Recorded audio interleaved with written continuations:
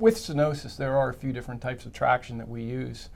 We find that we get the most results from a decompression type of traction, which is a long axis traction. The patient would lie supine on their back and have a harness around their waist that is pulled by a computerized machine at a certain weight that we set.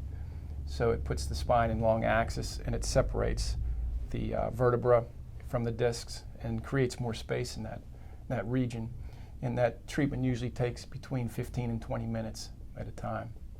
Another form of traction we use here is flexion distraction, which is a basic table that we use in the treatment rooms with the patient face down.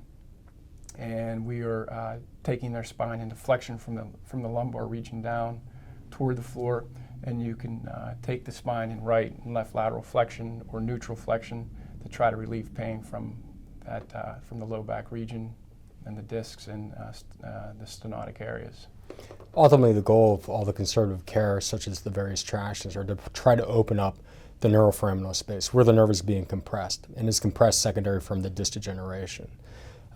Also, there's a strong ligament in the back of the spinal canal called the ligament flavum. Sometimes, because of that degeneration, it will buckle in and also press against the nerve roots from a posterior aspect or from the back to the front. So these forms of traction will help unbuckle that and take it away from the nerves and provide them some additional relief that way. But what needs to be kept in mind is the patient may feel great after therapy, but now they have to do so much more to maintain that. Now the onus is on them. Now they need to get to that pool. Now they need to get physically active. Now they need to do their core stabilization on their own, because this is going to be a lifelong problem.